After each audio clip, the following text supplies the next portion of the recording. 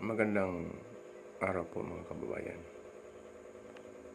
Saan mang panig kayo ng Pilipinas, ng mundo, abroad, OFWs, mga vloggers na nandun ngayon sa EDSA, iniiwasan ko talaga ang gumawa ng videos na ganito kasi na tumataas po ang aking presyon dahil sa mga nangyayari, sa mga kawalang hustisya na nangyayari sa ating bansa. Kasi alam niyo po mga kababayan, nakakainit ng ulo talaga ang mga ginagawa ng ating mga mambabatas. Sila ang gumagawa ng batas, sila ang nagbabiolate ng batas. Hindi sila marunong sumunod sa batas. Mga kababayan, isa pa itong ating Chief AAP, Chief PNP. Saan po kayo? Sino po ba ang pinagsisilbihan nyo? Taong bayan o isang tao lamang? Isang tao lamang? Kayo po ay, ang nagsusweldo po sa inyo ay taong bayan. Nakakainit kayo ng ulo mga General Browner, General Marvel. Parang tuloy, alam niyo po, ang mga ordinaryong tao kagaya namin ay parang naniniwala na kami na binabayaran na kayo para gumawa ng mga aksyon na laban sa taong bayan. Ang ginagawa niyo po ay hindi niyo sinusunod ang Constitution. Ang Constitution mismo nagsasabi na puprotektahan niyo ang taong bayan, hindi ang isang tao lamang, hindi ang interes ng presidente. Alam niyo po, simulat sa pool na maging presidente yan ay nalululong sa droga. Walang matinong pag-iisip. Pero sinusuportahan ninyo po, sinusuportahan po ninyo ang ganyang uri ng leader. Oo, naniniwala po ako sa chain of command. Ang chain of command po. Pero ang sweldo po ninyo ay nanggagaling sa taong bayan, mga kababayan. Huwag sana po kayong sakim, ganid, mga buhaya sa pera para ibenta nyo ang kaluluwa ng mga mamayang Pilipino. Alam nyo po, ang ginawa ng Congress kay Attorney Lopez, unconstitutional po yun. Labag sa batas, mga kababayan. Labag sa batas po yan. At alam mo yan, Browner. Alam mo yan, Marvel. Alam mo yan, Tory. Pero ano ba ang ginagawa ninyong panggigipit sa mga tao? Ano pa? Paano saan? Sabi nga ni BP Sara, saan kami dudulog? Hihingi ng tulong. Kayo mismo na dapat hinga namin tulong ay nagtutulog-tulugan. Saan po kami pupunta, mga opisyal namin? Kayo po ay niluklok dyan sa inyong mga posisyon dahil sa boto namin. Ikaw po, Mr. President. Kaya hindi ka naman maging presidente kung wala ang taong bayan. Tapos ngayon, inaapi mo taong bayan. Ginagamit mo ang Constitution sa iyong sariling kapakanan para hindi ka mawala sa pwesto. At ikaw naman po, Ginoong Marvel, hindi ko maubos isipin ang sinabi mo na ang droga ay nakakatulong sa ekonomiya ng ating bansa. Anong klaseng Chief PNP ka? Nagpapatupad. Ikaw dapat ang nagpapatupad ng batas. Hindi ikaw ang buong nagbabayad ng batas. Alam mo sa iyong sarili na kapag gumamit ka ng droga, once na gumamit ka ng droga, okay, tama yung sinabi mo, hindi ka makatulog, makapagtrabaho ka, magdalagdag ka ng oras sa trabaho mo. Pero, kulang yan. Pag pumasok sa sirkulasyon ng dugo mo ang droga, hanapin yan. Addictive yan. Chief PNP, addictive. Chief PNP, addictive ang droga. Yung anong yan, yung shabu. At maling-mali na ipapangangalandakan mo na ang droga ay nakakapagpadagdag sa ekonomiya ng bansa. Anong klaseng tao ka, Mr. Marbil, para sabihin mo yan? Nagtutulog-tulugan kayo sa pansitan eh. At ikaw naman po, General Browner, ano po? Mawalang galang na po sa inyo. Tutuloy, hindi na naniniwala sa mga general si dating presidenting Rodrigo Roa Duterte. Bakit po? Kasi parang naniniwala na pati kami ng mga mamamayan, naniniwala kami na binayaran na kayo, bayad na kayo. Kaya inahayaan nyo ang presidente, hinahayaan nyo ang kongres na apihin ang taong bayan. Ang inaapi ninyo ay taong bayan. Ang pinagsisilbihan po ninyo ay iisang tao lamang na alam ng lahat na yan ay bangag. So, kami po, nag-iisip din. Ano ba ang gagawin namin? Kami ba dapat mag-alsa na laban sa gobyerno? Huwag naman po sana tulungan nyo kami, AAP, PNP. Hindi naman po lahat ng AAP generals eh. Hindi naman po lahat ng PNP generals eh. Ang generals, gusto niyan maging chief PNP. Diba? Chief, AAP chief. No? Kaya hindi sila kumikibo. Bayad na sila eh. Wake up call po para sa mga junior officers. Magsalita na rin po kayo sana. Total ang nakikinabang na naman mga generals eh. Ang mga junior officers po, hindi po yan nakikinabang. Hindi yan ano. Kaya ang pag-asa po ng taong bayan ay doon sa mga lower echelon po ng security forces. Tulungan niyo po ang taong bayan, mga aming mga security forces. Tulungan niyo po ang taong bayan na makawala dito sa tanikala ng mga ganid, saki, mga magnanakaw, mga buhaya, na mga congressman. Sila po ginagamit nila ang constitution sa maling paraan po. Alam niyo naman po lahat na ang constitution po ay nagpoprotekta sa taong bayan. Ang power po ng presidente emanate from di taong bayan. Hindi naman po yan maluluktok sa pisto kung wala ang taong bayan eh. Hindi po ba? At saka, ang inaapi ninyo ay 32 million ang votes. Most voted official ng gobyerno. Inaapi po ninyo. General Browner, wake up. General Marbil, wake up. Sabagay, wala naman kaming maasahan sa inyo. Baka inaasahan na, parang wala na eh. Wala na kaming maasahan eh. So, parang hinihikayat ninyo. Kayo po ang naghihikayat ng rebellion. Kayo po ang naghihikayat ng sedition. Po, General Browner, dahil sa walang kibo kayo, hindi kayo nagkumikibo. Hindi kayo professional. Hindi po ganyan ang professional. Ang professional po ay umaaksyon. Umaaksyon po in times of turmoil sa ating bansa. Ito na, nasa bingit na po tayo ng gera. Civil war po. Nagagalit na ang taong bayan sa inyo, mga opisyal namin. Ang kongreso natin ay walang silbi. Ano na, puro panggigipit na po. Tingnan nyo naman ang ginawa nila kay kinontempt nila si Atty. Lopez. Mahina yung babae, may sakit po yun.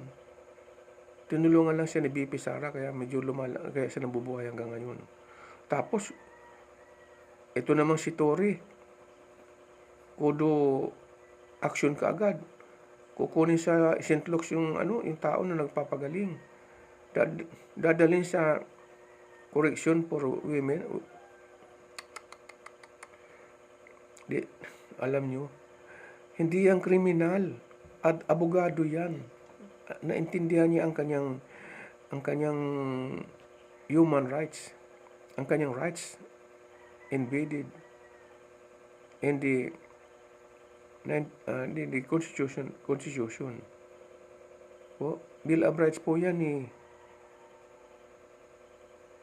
Yan po ay karapatan mabuhay, malaya, maging malaya, freedom, magsalita ng malaya. At saka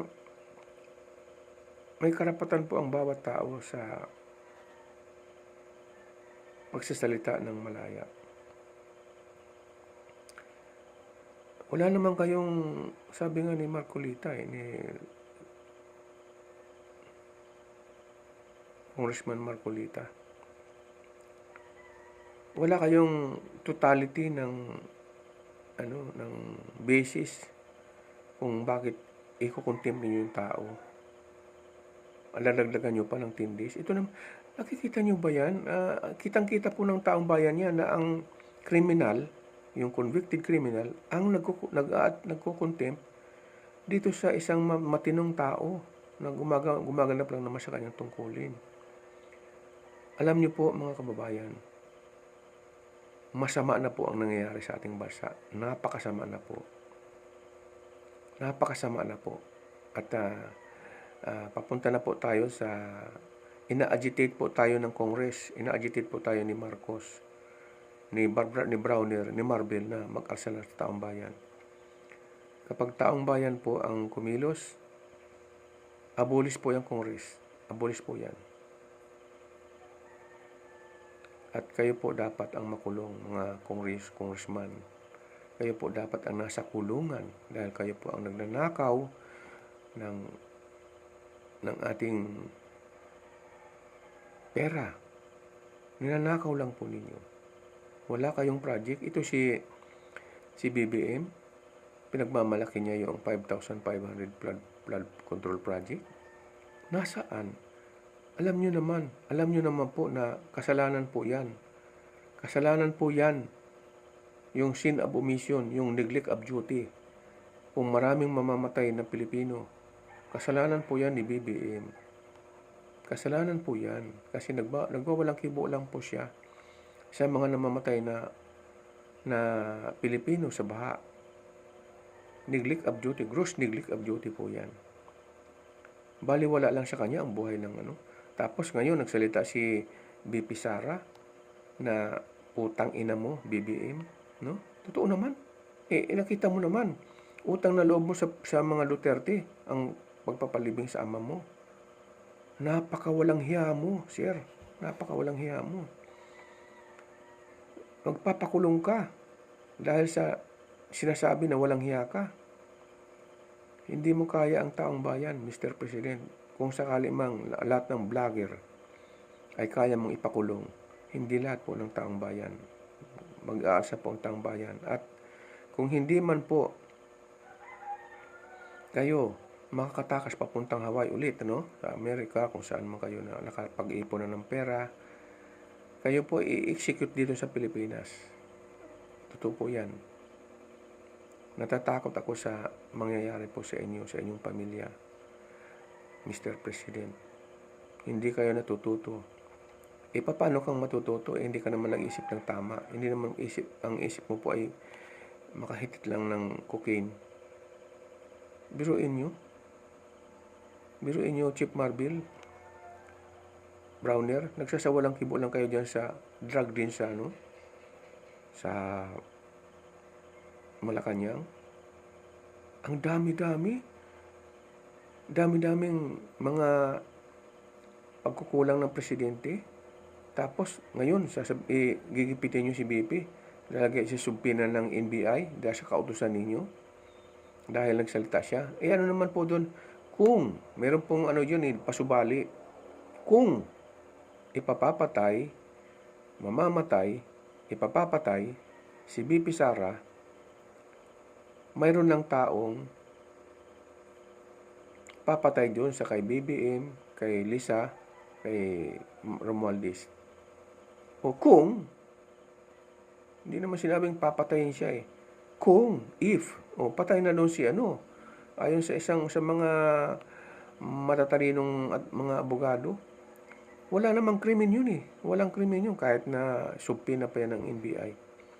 Walang krimen yun Sa mga ordinaryong tao, po mga kababayan, mayroong pasubali po yung salita niya kung siya ay papatayin. Alam na kung sino nagpapatay sa kanya. Di patayin din.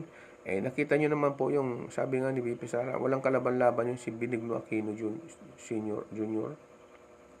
the third. Dahil pinatay po sa tarmac. Sino po nagpapatay nun? Alam nyo, masalimot po na kaso yan. At siyempre, takipan po yan Takipan po yung mga matataas na opisyal. So, masalimot po na kaso yan. Mahirap na mag-conclude. Pero ang opinion po namin dyan, sa ginagawa nyo kay VP Sara, unconstitutional po yan. Yan ang opinion ni tatay.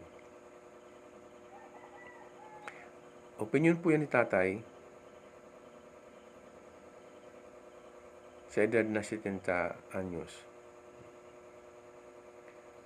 Nanggigipit kayo, nag-a-agitate kayo ng giyera, kayo ang sedition. Kayo ang dapat kasuhan ng sedition. Kongreso, ako, Dan Fernandez, Barbers, Paduano, Abante, at lahat po kayo dyan, mga Kong Jones, hindi ko naman kasi ma-memorize lahat ang mga magnanakaw dyan sa Kongreso ibalik niyo po ang pera ng taong bayan para umunlad na po tayo, mga kababayan. Totoong proyekto. Wala naman pong ginawang proyekto si BBM, Tapos, nasasaktan siya doon sa sinabi ni VP Sara, silakbo po ng damdamin yun. Maski siya ng tao nagigipitin mo. Ang ahas nga ahas na tutulog-tulog. Ang aso, halimbawa, sa aso na lang tayo apakan mo yung aso pag hindi ka kinagat. Apakan mo buntot. Ganun po yun. Kakagat po yan. Kaya po alam nyo, hindi tumboy si VP Sara. May asawa at mga anak po yan. Yun, Montol po. Ang sinasabi mo ay paninira sa puri ng mga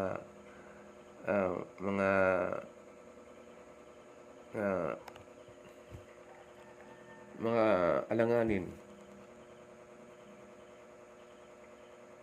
Nakalimutan kong term nun Pero, ano kung tumboy, halimbawa, pakialam mo kung tumboy, halimbawa. Tumboy ba yun na yung kanyang staff ay ipagtatanggol niya at dadamayan niya sa kanyang paghihinagpis,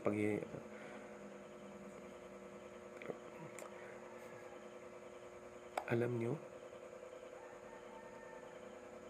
tatapusin ko ang aking video sa pagsasabi po sa inyong mga putang ina ninyo lahat po kayo na mga nang-aapi kay VP Sara na nag-agitate ng sedition, rebellion. Kayo po, Congress, BBM, Marbil,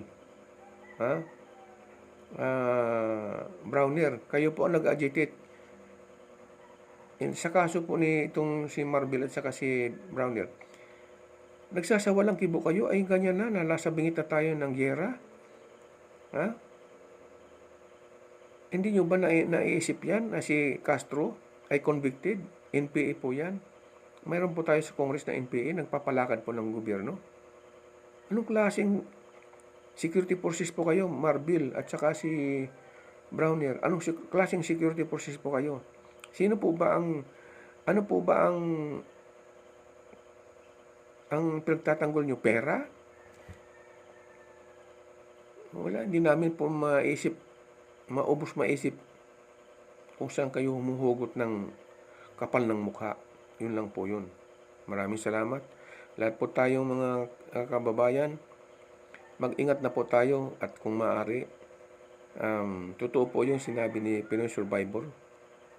Bumili na po tayo. Huwag tayo magpapanic buying. Unti-unti po natin. Bumili na po tayo ng mga pangangailangan natin.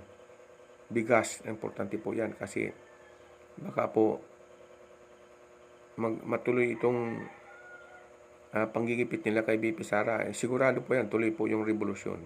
Sigurado po yan. At yan po ay kung maaari magtagal yan ng linggo. So mag-ano na po tayong lahat mga kababayan. Hindi naman ang totoong nag-agitate ng giyera, ng revolusyon, ng sedisyon, Congress, BBM, Marbil, Browner. Sila po ang matataas na opisyal na nagsasawalang kibo lamang sa mga nangyayari at nanggigipit sa taong bayan. Pinakasampol po niyan, ginagipit nila si Atty. Lopez, ginigipit nila si BP Sara, ginigipit nila si FPRRD. Maraming salamat po. Hanggang dito lang po. Maraming salamat.